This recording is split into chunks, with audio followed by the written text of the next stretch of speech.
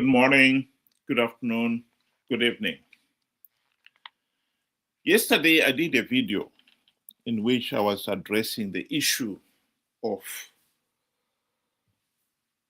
Chamisa lied to the people and conned them to participate in flawed elections. The individual was grudgingly accepting that, yes, Chamisa lied, so what? We should concentrate on Zanu PF.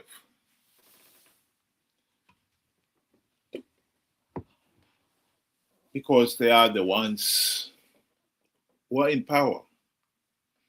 True enough, Zanu PF are in power. The main contention is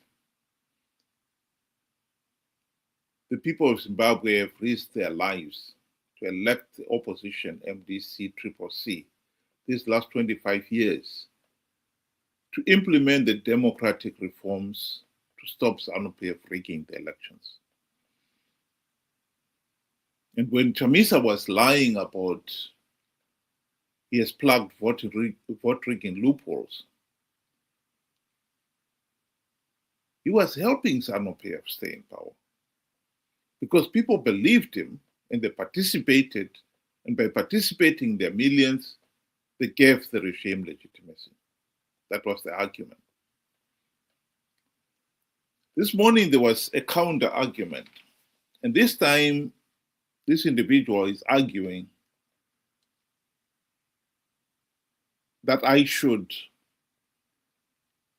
form my own party.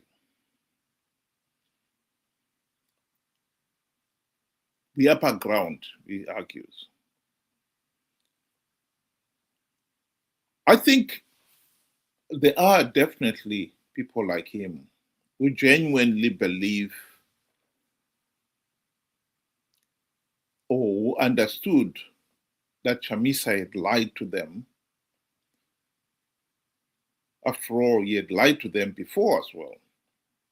In 2018, Chamisa had told the people that MDC alliance had stringent measures to stop Zanu PF rigging the elections. And as we all know, Zanu PF went on to blatantly rig those elections. But these people still participated in 2023 elections, even if they suspected that Chamisa was lying. The argument is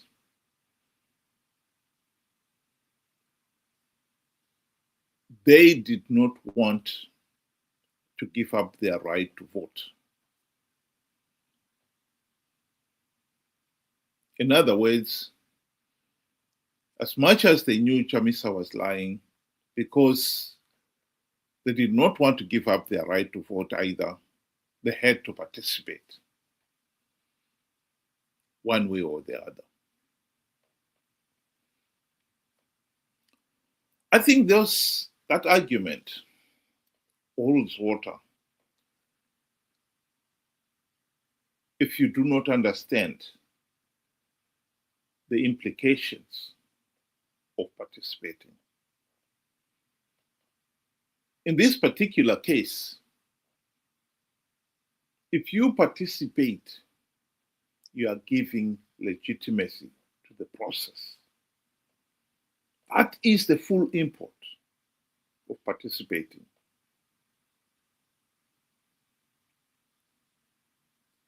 As much as you would want to exercise that right to vote, but if it is only legitimizing the process that is flawed, surely your continued exercising of that right is counterproductive. Zimbabwe has had 45 years of rigged elections. We need to put an end to this cycle of rigged elections, participating in them and giving the process legitimacy. That is what we need to break, that cycle.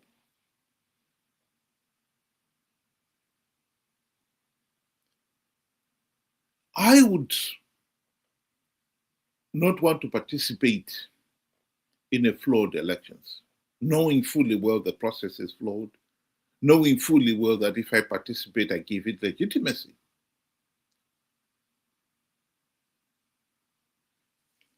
The follow-up question to that one, some people would ask is, this issue of legitimacy, how would my not participating in these flawed elections give a Zanu PF legitimacy? I think that is an important question. But I'll answer it indirectly and say that Zanu PF was denied legitimacy in 2008 following the blatant cheating in the March vote and then the wanton violence in the runoff. Both SADC and the AU refused to accept Zanu PF's claim that they'd won those elections on those grounds. And it was that forced Zanu PF to go into the GNU. Yes, SADC did not make a big song and dance about we are denying you political legitimacy and so forth, but that message was sent through. I believe SADC and the AU would have done the same thing in 2023 because SADC and the AU election observers condemned Zimbabwe's elections as flawed and illegal. We all know that.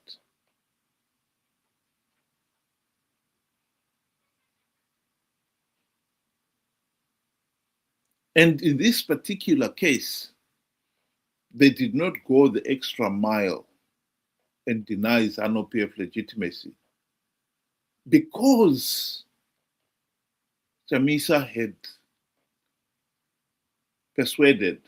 conned millions of people to participate in those elections.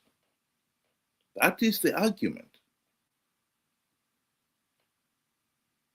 If you expect SADC and the AU to make a big song and dance about we will deny Zanu PF legitimacy, that will never happen. But the fact that they condemned 2023 elections places a marker.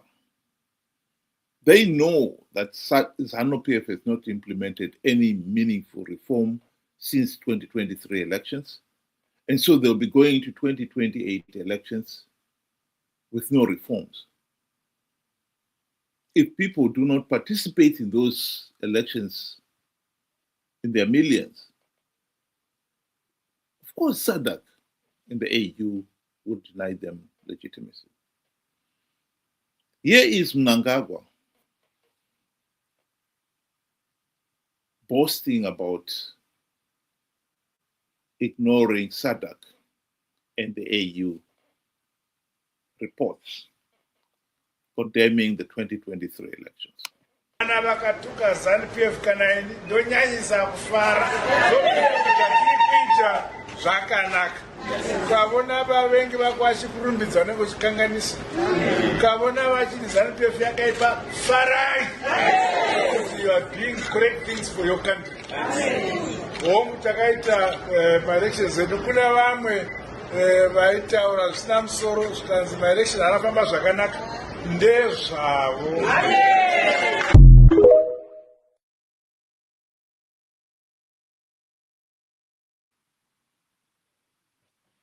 Mnangagwa was referring to SADC and the AU who had condemned Zimbabwe's elections. And so did many other election observers. We cannot keep on pretending that everybody who says those election processes were flawed is our enemy. SADC and the AU are not our enemies. Here is the reason why the opposition leaders have been participating or have insisted in participating in these flawed elections. Greed. This is the reality in Zimbabwe. Zanu PF politicians, particularly during the GNU, were smart enough to realize that the opposition would not implement any meaningful reforms if they gave them a share of the spoils of power. And that is exactly what Mugabe did during the GNU.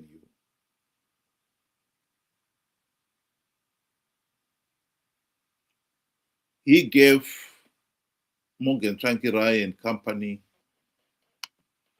the trappings of high office. The E-class Mercedes-Benz for all the deputy ministers, the 2 deputy prime ministers, and Prime Minister Morgan Tsvangirai himself, the very generous salaries and allowances for all the ministers, senators,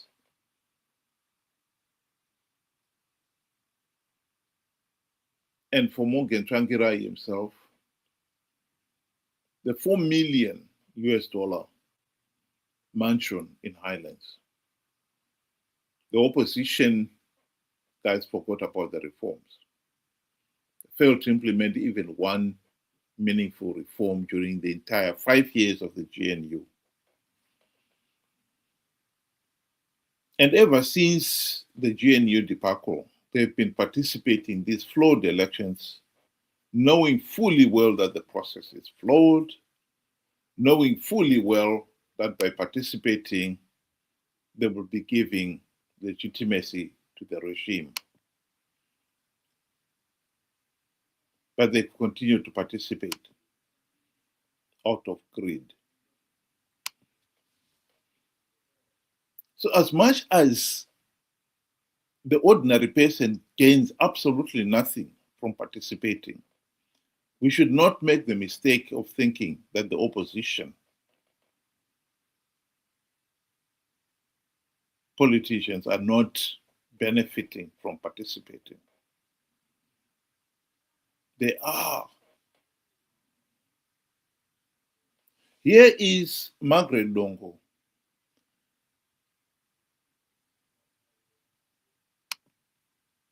telling the people of Zimbabwe why the opposition, the MDC C guys, participated in the 2023 elections and went on to even take up their seats, even after SADC and the AU had condemned those election processes as flawed.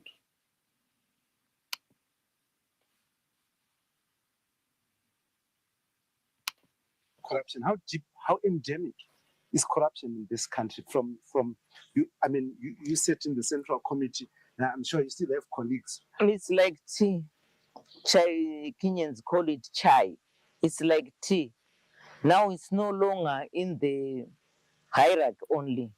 It's now it is developed even in the grassroots. It's even more worse in the grassroots because these are the grassroots people who see their leaders being corrupt. So they are thinking that it's a type of life that should exist.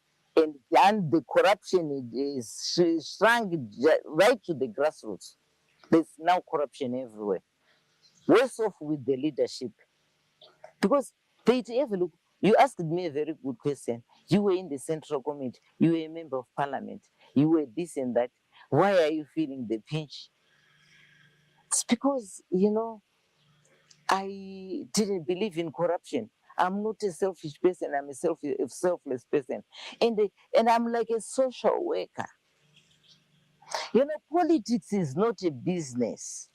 This is what I want to remind most of our MPs and other people. Do you think they look at it as a business? Yes, they look at it as a business. Because They look at it as a business seriously, because the moment they go, business and employment creation, because if they go to parliament, you are employed, you get a car, you get a stable salary, and you are paid until your term is over. Already you are employed. If you are out, you're out of employment. If you serve 2 terms, you get a pension? Why did Amazon send me $20,000? Because I use Amazon AI. I'm going to show you a way to attend. You get a pension. Then already, this is why people kill in politics.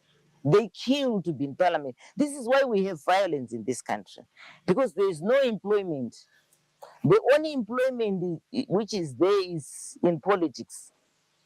There is no other outside employment. So for them, a very good example is, look at what happened to CCC, the Triple C party. Have a look. When they lost, when they said they were rigged, what I expected from them, I expected all parliamentarians to say, we are not going to go to participate in a rigged system, and we are not going to sit in a rigged parliament, because the elections have been rigged. So all of us were not going to parliament. Imagine what could have happened. We could have gone into new elections. There's no way Zanu PF was going to rule alone. You think so? Yes. Do they care?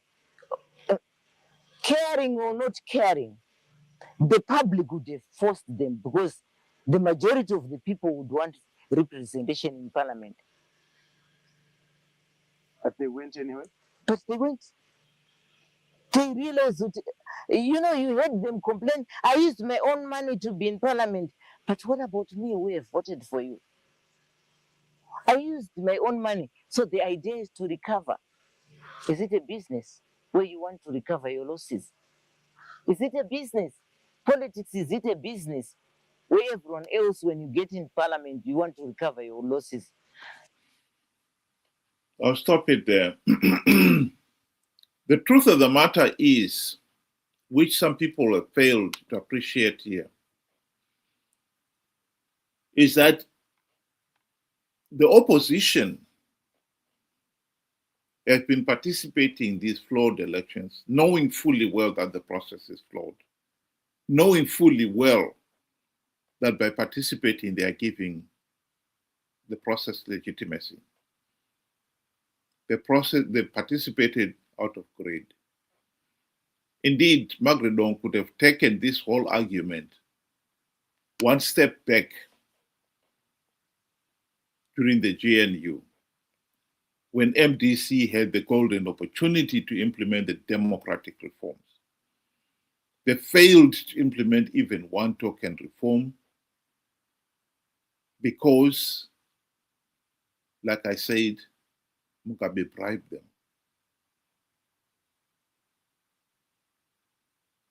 The reality is our present political system is rotten to the core. So the whole argument about forming one's own party, even if you do,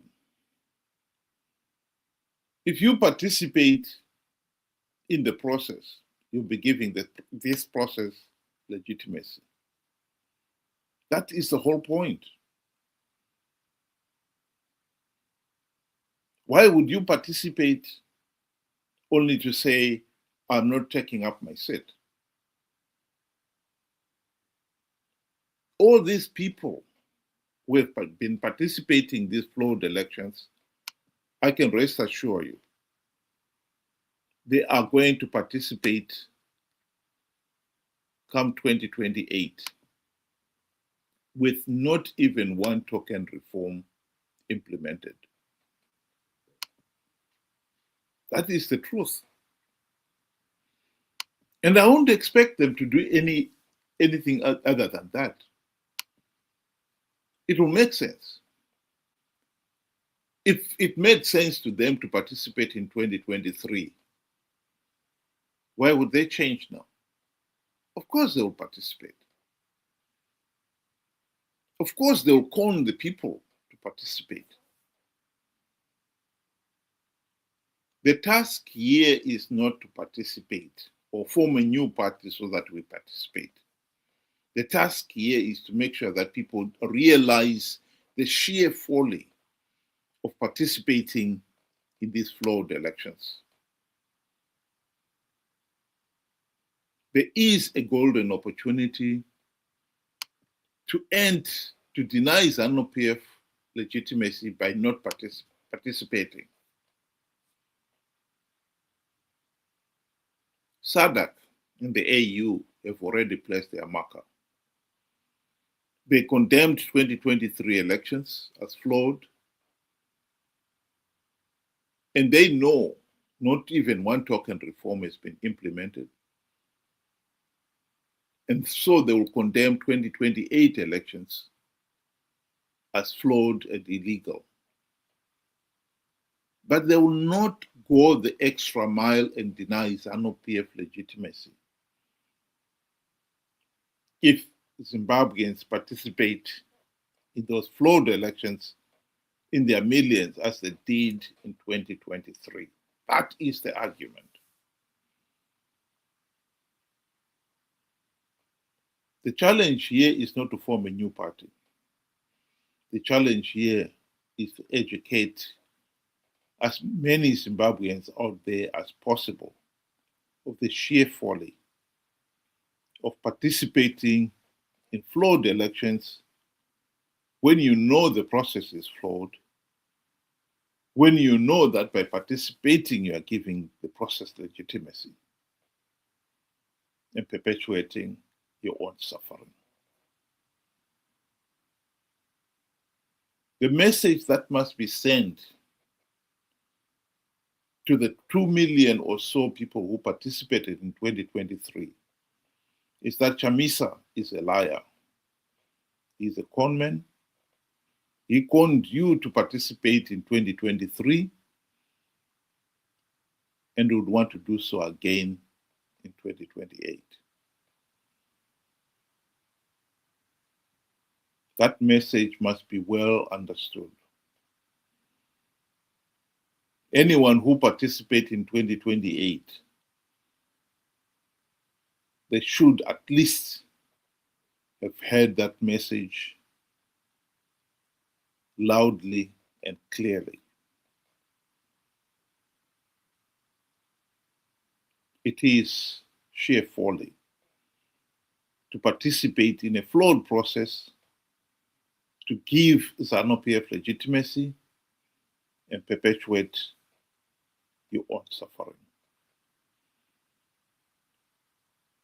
Think about it. Thank you. Have a good day.